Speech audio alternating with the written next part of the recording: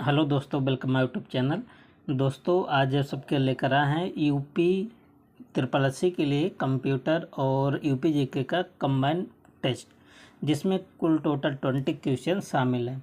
तो दोस्तों आप सभी यूपी जीके का पार्ट देख ही रहे हैं कि किस लेवल का यूपी जीके का क्वेश्चन इसमें फ्रेम किया गया है।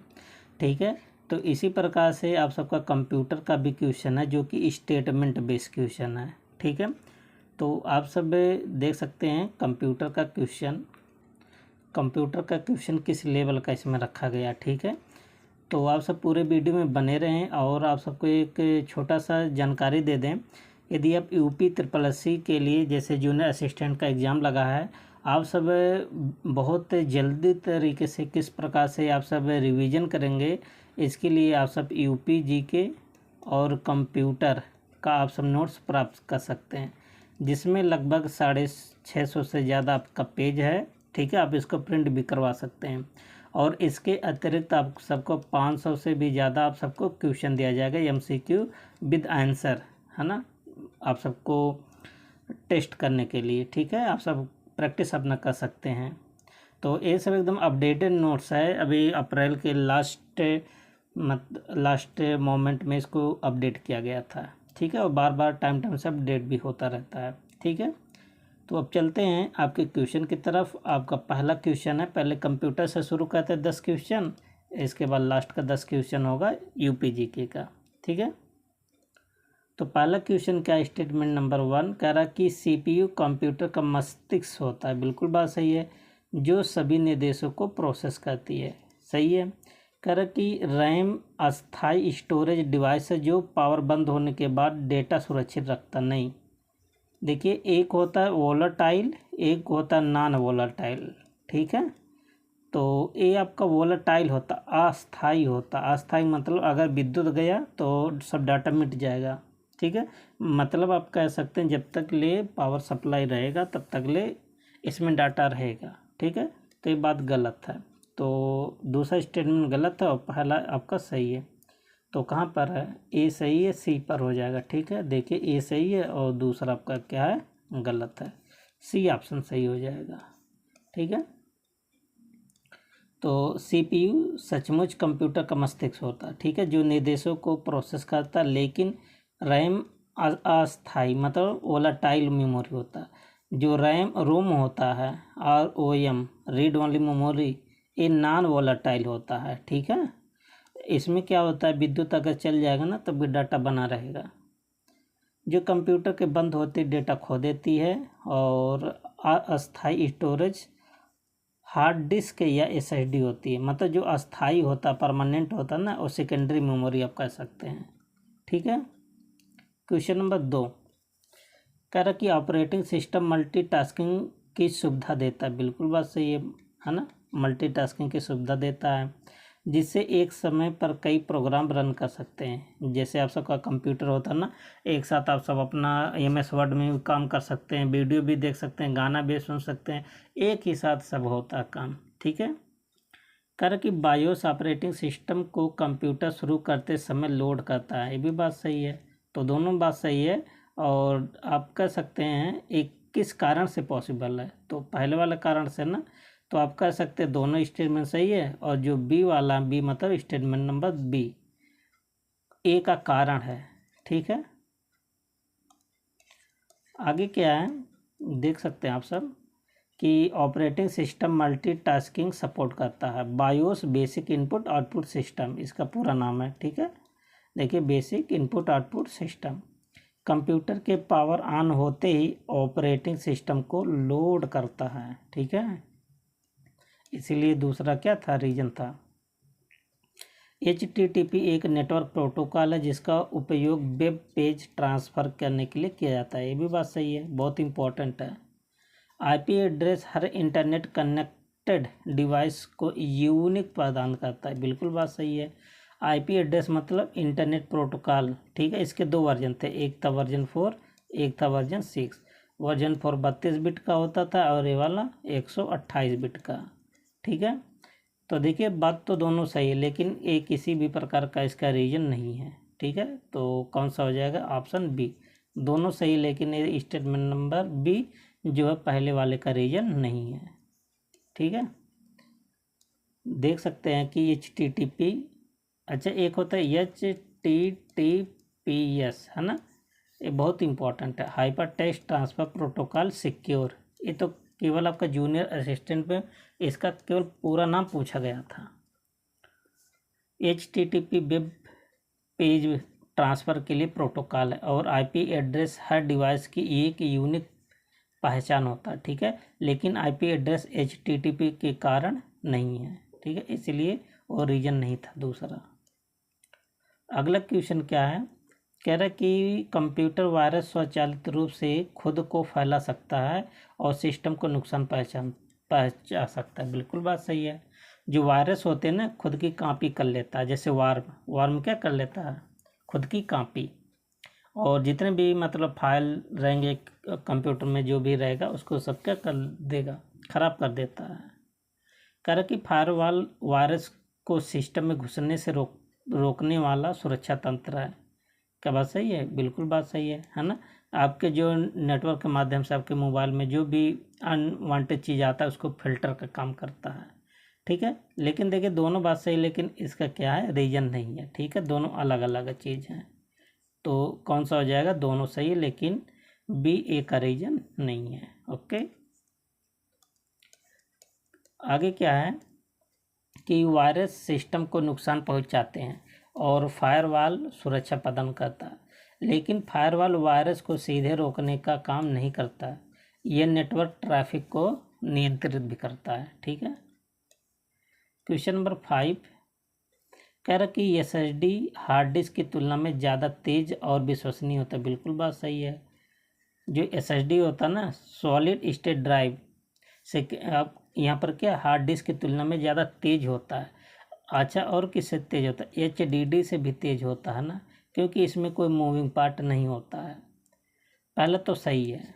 दूसरा क्या है, कह रहा कि SSD में कोई भी चलती मतलब मूविंग पार्ट, यहाँ पर देखिए लिखा भी है, नहीं होता। बिल्कुल बात सही, इसमें कोई मूविंग पार्ट नहीं होता, इसलिए क्या होता है, एकदम तेज चलता है। तो यहाँ पर पहला सही हो जाएगा। ठीक है, उसका रीजन भी है। देखिए SSD तेज़ी से डेटा एक्सेस करता है क्योंकि इसमें कोई मूविंग पार्ट नहीं होता, इसलिए यह हार्ड डिस्क से ज़्यादा विश्वसनीय है। अब यहाँ इसका ज़्यादा SSD की ज़्यादा तुलना किससे करता है, HDD से। ये आपके पेपर में पूछा गया है। ठीक है, जो नोट्स है ना, नोट्स में सब एकदम कंपेयर, जैसे कंपेयर किया गया वैसे सब क्वेश्चन वहाँ पर डाला गया, मतलब क्वेश्चन सेट है।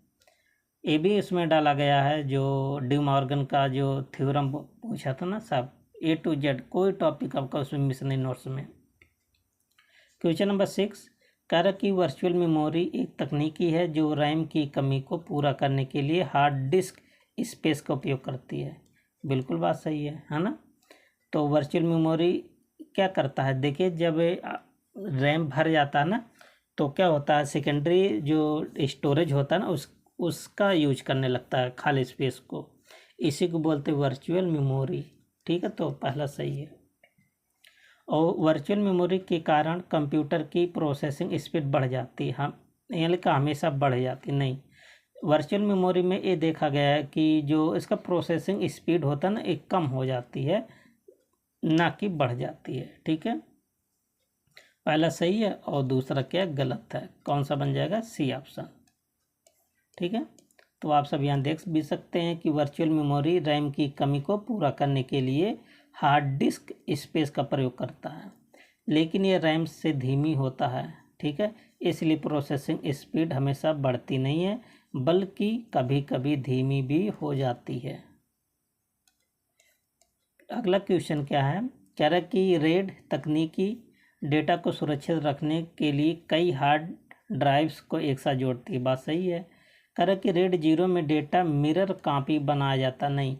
अच्छा, आपको एक बताते, RAID 0 RAID 1 है ना, ये सब आप सबको पीछे वीडियो में सब बताए हैं, तो ये बात गलत है। तो कौन सा सही हो जाएगा, पहला तो आप सबका क्या था, सही था, और दूसरा गलत है। तो ऑप्शन कहाँ पर है, सी पर। देख सकते हैं यहाँ पर कि रेड डेटा सुरक्षा के लिए कई हार्ड ड्राइव्स को जोड़ती है, लेकिन रेड 0 में डेटा को स्प्लिट कर दिया जाता है। ठीक है, स्प्रिंग मिरर कॉपी रेड 1 में होती है। अच्छा, जो कॉपी की बात करता था ना, कॉपी किस में होता है? रेड 1 में होता है। क्वेश्चन नंबर 8 क्या है? मशीन लर्निंग मॉडल्स को ट्रेनिंग डेटा की आवश्यकता होती है ताकि वे भविष्यवाणी कर सके। बिल्कुल बात सही है, जितना ज़्यादा डेटा रहेगा उतना अच्छा से भविष्यवाणी भी करेगा। ठीक है, बहुत इम्पोर्टेंट है। मशीन लर्निंग में सभी मॉडल्स एक्सप्लेन करना आसान होता है। अच्छा बताओ आप सब कि क्या मशीन लर्निंग में मॉडल्स को एक्सप्लेन करना आसान होता है? नहीं, बहुत हार्ड होता है, बहुत डिफ़िकल्ट होता है। तो सी ऑप्शन हो जाएगा, पहला सही है और दूसरा स्टेटमेंट गलत है। तो मशीन लर्निंग में मॉडल्स को ट्रेनिंग डेटा चाहिए, लेकिन सभी मॉडल्स एक्सप्लेन करना आसान नहीं होता है। जैसे डीप लर्निंग मॉडल्स को समझना कठिन होता है। ठीक है, डीप लर्निंग। क्वेश्चन नंबर 9, करा कि कंपाइलर कोड को लाइन बाय लाइन पढ़कर तुरंत निष्पादित करता नहीं। एक काम होता है इंटरप्रेटर का। ठीक है, interpreter line by line change करता है, जबकि कंपाइलर क्या करता है? कंप्लीट एक ही बार में सबको चेंज कर देता है। ठीक है, तो पहला गलत है। दूसरा कह रहा कि इंटरप्रेटर कोड पूरी तरह से कंपाइलर करने के बाद ही निष्पादित होता है। नहीं, ऐसा नहीं है कि कंपाइलर करने के बाद निष्पादित इंटरप्रेटर तब काम करे, ऐसा नहीं होता। तो ये भी गलत है और पहला भी गलत, दूसरा भी गलत। तो यहाँ पर हो जाएगा ई ऑप्शन, दोनों गलत है। ठीक है, तो यहाँ पर आप सब देख सकते हैं कि कंपाइलर पूरा कोड एक बार में मशीन लैंग्वेज में ट्रांसलेट करता है, जबकि इंटरप्रेटर कोड को लाइन बाय लाइन पढ़कर तुरंत निष्पादित करता है। और कंप्यूटर का लास्ट क्वेश्चन क्या है कि डीएनएस मतलब डोमेन नेम सिस्टम। इंटरनेट पर डोमेन नाम को आईपी एड्रेस में कन्वर्ट करता है। बिल्कुल बात सही है। डोमेन सर्वर नेटवर्क पर डेटा पैकेट को इनक्रिप्ट करता है। क्या बात सही है? नहीं, ये इसका काम नहीं होता। ठीक है, डेटा पैकेट, तो ये बात गलत है। और तो पहला आपका सही है, तो सी ऑप्शन हो जाएगा। ठीक है, आगे क्या है? डीएनएस मतलब डोमेन नेम सिस्टम डोमेन नाम को आईपी एड्रेस में बदलता है, लेकिन डीएनएस सर्वर डेटा पैकेट को इनक्रिप्ट नहीं करता। ध्यान देना, इसका काम नहीं है डीएनएस का। यह नेटवर्क सिक्योरिटी के लिए अन्य प्रोटोकॉल जिम्मेदार होते हैं। ठीक है, अब देखते हैं यूपीजीके का क्वेश्चन। ठीक है, आप सब ध्यानपूर्वक देखिए, आसान है, क्वेश्चन बड़ा है और आप सबको समझ में आएगा। उत्तर प्रदेश में 1857 के समय स्वतंत्रता संग्राम की सबसे महत्वपूर्ण भूमिका किस नगर ने निभाई थी और क्यों? ध्यान देना, मतलब 1857 के समय में कौन सा नगर था? वो कौन सा नगर था? लखनऊ था, जिसको पहले अवध के नाम से जाना जाता था ना। क्यों? क्योंकि ये अवध की राजधानी थी और यहाँ ब्रिटिशों के खिलाफ प्रमुख विद्रोह हुआ था। और यहीं की आप जानते थे उषा देवी थी, है ना, जो कि एक दलित महिला थे और यहीं पर वीरगति भी प्राप्त हो गई थी अंग्रेजों से लड़ते लड़ते। तो बहुत इम्पोर्टेंट है, अवध उस समय जाना माना एरिया था, है ना। तो कौन सा ऑप्शन हो जाएगा? B option. तो आप सब यहाँ एक्सप्लेन भी देख सकते हैं कि लखनऊ इसका आंसर होगा, क्योंकि ये अवध की राजधानी थी और यहाँ ब्रिटिशों के खिलाफ प्रमुख विद्रोह हुआ था। इसका एक्सप्लेन क्या होगा? लखनऊ ने 1857 के विद्रोह में केंद्रीय भूमिका निभाई थी। अवध के नवाब कौन थे? बहादुर शाह जफर की मृत्यु के बाद भी लखनऊ का विद्रोही संघर्ष सबसे तीव्र था। यहाँ की जनता और सैनिकों ने ब्रिटिश राज के खिलाफ बड़े पैमाने पर लड़ाई किया था। ठीक है, यूपीजीके का क्वेश्चन नंबर 2, उत्तर प्रदेश के इतिहास में मिर्जा गालिब का क्या महत्व है और उन्होंने किस क्षेत्र में योगदान दिया? बहुत इम्पोर्टेंट। तो आशा करते हैं तो सबका लगभग सही होगा। मिर्जा गालिब का, है ना, एक शायर मैन थे, शायरी पढ़ते थे, है ना। तो क्या है कि वे एक प्रसिद्ध उर्दू और हिंदी के शायर थे जिन्होंने भारतीय साहित्य को समृद्ध किया। ठीक है, और ऐसा भी माना जाता कि मिर्ज़ा गालिब जो थे 1857 की क्रांति को खुद अपनी आंखों से देखे थे। ठीक है, तो यहाँ पर कौन सा ऑप्शन हो जाएगा? C option, C option. ठीक है, एक्सप्लेन क्या है? मिर्ज़ा गालिब दिल्ली के रहने वाले प्रसिद्ध है। अच्छा, इनका जन्म कहाँ हुआ था पूछा जाता है, अपने आगरा में। ठीक है, प्रसिद्ध एक शायर थे, लेकिन उनका साहित्यिक प्रभाव पूरे उत्तर भारत खासकर उत्तर प्रदेश के साहित्य पर गहरा प्रभाव पड़ा था। उनका योगदान उर्दू शायरी के क्षेत्र में अमूल्य था योगदान। ठीक है, क्वेश्चन नंबर 3 यूपी जीके का कह रहा कि उत्तर प्रदेश में वाराणसी विश्वविद्यालय की स्थापना कब और इसका शैक्षणिक एवं सांस्कृतिक महत्व क्या था? देखिए कितना डीप में पूछा है। सबसे पहले इसका स्थापना आना चाहिए और इसका सांस्कृतिक महत्व होना चाहिए। तो स्थापना तो सबको याद होगा 1916 में, है ना। यह भारत में आधुनिक शिक्षा का अग्रदूत माना जाता है। ठीक है, बहुत इंपॉर्टेंट है। तो ऑप्शन क्या बन जाएगा? बी बन जाएगा। तो बनारस हिंदू विश्वविद्यालय जिसको बोलते हैं BHU की स्थापना 1916 में हुई थी। यह भारत का प्रमुख शैक्षणिक संस्थान है जिसने उच्च शिक्षा के क्षेत्र में बड़ा योगदान दिया है, खासकर हिंदू संस्कृत और भारतीय सभ्यता के अध्ययन में। क्वेश्चन नंबर 4 उत्तर प्रदेश की आर्थिक स्थिति में गन्ना उद्योग का क्या महत्व योगदान है? ठीक है, और यह किस जिले में सबसे अधिक विकसित हुई? किस जिले में आप कह सकते हैं, किस क्षेत्र में, आर्थिक क्षेत्र कह सकते हैं। ठीक है, जैसे पूर्वी क्षेत्र, पश्चिमी क्षेत्र, न उत्तरी क्षेत्र।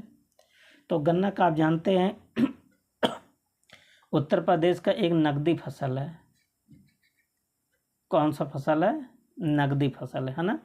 तो देख लेते हैं, गन्ना औद्योगिक आर्थिक विकास का प्रमुख स्तंभ है, खासकर कन्नौज में। ऐसा नहीं है कि खासकर कन्नौज में ही हो।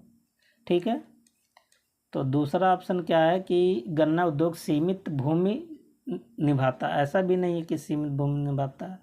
तो यहाँ जो करेक्ट ऑप्शन होगा सी। देखिए, गन्ना उद्योग उत्तर प्रदेश की कृषि का आधार है ना, क्योंकि उत्तर प्रदेश में नकदी फसल है। विशेष रूप से गन्ना उत्तर प्रदेश के पश्चिमी जिलों में, जैसे मेरठ हो गया, है ना, और सहारनपुर हो गया, बिजनौर हो गया, है ना, यहाँ सब गन्ना होता है। तो इसका ऑप्शन क्या बन जाएगा? सी। तो देख सकते हैं अगला क्वेश्चन, क्वेश्चन नंबर 5 दुधवा राष्ट्रीय उद्यान मतलब दुधवा नेशनल पार्क के बारे में है। कर कि संरक्षण क्यों महत्वपूर्ण है ना दुधवा नेशनल पार्क में, और इसमें कौन से प्रमुख जीव जंतु पाए जाते हैं आपको बताना है। तो ये इसमें क्यों महत्वपूर्ण है, क्या इसमें संरक्षण होता है? ये बाघ, गैंडा, बारहसिंगा जैसे संकटग्रस्त प्रजातियों के संरक्षण के लिए ये केंद्र बनाया गया है। ठीक है, बहुत इम्पोर्टेंट है। आप सबको इसे पिछले भी वीडियो में बताए थे, है ना, नेशनल पार्क के बारे में। और अच्छा, सबसे बड़ी बात है उत्तर प्रदेश का एक ही नेशनल पार्क है ये दुधवा वाला। ये बाघ, गैंडा, बारहसिंगा जैसे संकटग्रस्त प्रजातियों के संरक्षण का केंद्र है। ठीक है, दुधवा नेशनल पार्क उत्तर प्रदेश का प्रमुख वन्य जीव अभ्यारण्य भी है, और यहाँ बाघ, भारतीय गैंडा, बारहसिंगा, है ना, और कई अन्य संकटग्रस्त प्रजातियां पाई जाती हैं। ठीक है, यह संरक्षण के लिए एक महत्वपूर्ण केंद्र भी है। आगे क्या है, अवध प्रांत के ब्रिटिश अधिग्रहण के पीछे प्रमुख कारण क्या था? मतलब जो अवध को अंग्रेजों ने अधिग्रहण कर लिया था ना, उसका रीजन क्या था, और इसका उत्तर भारत की राजनीति पर क्या प्रभाव पड़ा? देखिए बहुत इंपॉर्टेंट है ना। देखिए क्वेश्चन पूछने का लैंग्वेज कैसा है। तो आप जानते हैं कि जो अंग्रेजों ने हड़पा था ना, मतलब अवध को, कुशासन का आरोप लगाया था। ये तो लगभग सबका सही हो जाएगा। कुशासन का आरोप लगाया था और शासन की अक्षमता पर। ठीक है, आगे क्या है कि 1857 में ब्रिटिश ईस्ट इंडिया कंपनी ने नवाब वाजिद अली शाह को पदच्युत कर अवध को ब्रिटिश साम्राज्य में मिला दिया। ठीक है, और यह है कहते हुए कि वहाँ कुशासन है। ये कार्रवाई भारतीय रियासतों में असंतोष का प्रमुख कारण बना और 1857 के विद्रोह में एक प्रमुख चिंगारी भी बना था। क्वेश्चन नंबर 7, उत्तर प्रदेश के किस ऐतिहासिक स्थल को भारत का अंकोर वाट कहा जाता है और इसकी स्थापना की प्रमुख विशेषता क्या थी? बहुत इंपॉर्टेंट है। तो किसको बोला जाता है? देवगढ़ का 10 अवतार मंदिर को, और ये कहाँ पर है? ललितपुर जिले में। ठीक है, और किस काल से संबंधित है? गुप्तकालीन स्थापत्य कला से संबंधित है। ललितपुर के पास स्थित देवगढ़ 10 अवतार मंदिर गुप्त काल की वास्तुकला का उत्कृष्ट उदाहरण है। इसकी दीवारों पर विष्णु के 10 अवतारों की सुंदर नक्काशी किया गया है। स्थापत्य में मंदिर की आधारशिला और ऊंचाई का अनुपात आज भी इंजीनियरिंग की दृष्टि से अद्भुत माना जाता है। मतलब जो वहाँ पर नक्काशा किया गया है ना, ऐसा माना जाता है कि उस समय के लोग, उस समय के जो चित्रकार थे, कितने कुशल रहे होंगे, है ना। दीवारों पर एकदम अच्छा एकदम चित्रित किया गया है। क्वेश्चन नंबर 8, उत्तर प्रदेश के भूगोल में तराई क्षेत्र का क्या महत्व है और किन जिलों में विस्तृत है? तराई क्षेत्र तो सबको आना चाहिए, नेपाल से जो सटा हुआ जिला है। ठीक है, तो यह हिमालय की तराई क्षेत्र में स्थित है और उपजाऊ क्षेत्र है, जैसे पीलीभीत, लखीमपुर खीरी, मतलब यहाँ से बिजनौर से शुरू होगा यहाँ महाराजगंज तक, है ना। ये सब तराई क्षेत्र आते हैं। ठीक है, उत्तर प्रदेश का तराई क्षेत्र नेपाल की सीमा से सटा है। कितना जिला सटा है? नेपाल से 7 जिले। ठीक है, अत्यधिक उपजाऊ भूमि है ना। यहाँ पर खादर और बांगर दोनों प्रकार की भूमियाँ भी पाई जाती हैं, जहाँ कृषि विशेषकर धान होता है। ठीक है, गन्ना का उत्पादन होता है क्योंकि तराई क्षेत्र है। और यहाँ वन्यजीव विहार भी है ना, जैव विविधता केंद्र भी है, जैसे अभी आप पढ़े हैं कौन सा, दुधवा नेशनल पार्क, है ना। उत्तर प्रदेश में विंध्याचल पर्वत का क्या सांस्कृतिक और पर्यावरणीय महत्व है और यह मुख्यतः किन जिलों में फैली है? तो जाहिर सी बात है, जो विंध्याचल है ना, इसका सांस्कृतिक महत्व भी है। ठीक है, यह ऐतिहासिक पर्वत श्रृंखला है जो मिर्ज़ापुर, सोनभद्र और चित्रकूट जिले में फैली है ना। यहाँ पर कई मंदिरें भी पाई गई हैं, है ना, जो धार्मिक दृष्टि से भी महत्वपूर्ण है। विंध्याचल पर्वत माला बुंदेलखंड और दक्षिण पश्चिम उत्तर प्रदेश के भौगोलिक की पहचान में आता है। यहाँ धार्मिक स्थल जैसे चित्रकूट और प्राकृतिक संसाधनों की भरमार है। पर्यावरण की दृष्टि से यह भी जैव विविधता का एक हिस्सा भी आप कह सकते हैं।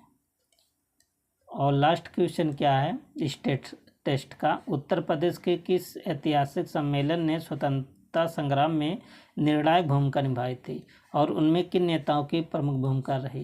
ये बहुत इम्पोर्टेंट है। तो जो सबसे ज़्यादा इम्पोर्टेंट है ना, 1930 का इलाहाबाद सम्मेलन कौन किए थे? जवाहरलाल नेहरू की अध्यक्षता में हुआ था। ठीक है, तो आप सब देख सकते हैं इलाहाबाद में 1930 में जो कांग्रेस का जो सम्मेलन हुआ था ना, भारतीय राष्ट्रीय कांग्रेस का। अच्छा, इसकी स्थापना कब हुआ था? 1885 में। अच्छा, इस जो भारतीय राष्ट्रीय आंदोलन है, जो यदि आप सब पेट का भी फार्म डालेंगे ना, तो आप सब वहाँ देख सकते हैं, बहुत इम्पोर्टेंट वीडियो बना है। ठीक है, भारतीय राष्ट्रीय आंदोलन का, क्रांतिकारी आंदोलन का। ठीक है, तो दोस्तों 10 क्वेश्चन कंप्लीट होता है। आप सबको वीडियो कैसा लगा आप सब कमेंट बॉक्स में ज़रूर बताएं। ठीक है, और वीडियो को लाइक, शेयर और चैनल को सब्सक्राइब जरूर करें। मिलते हैं नेक्स्ट वीडियो में, तब तक के लिए thank you and best of luck.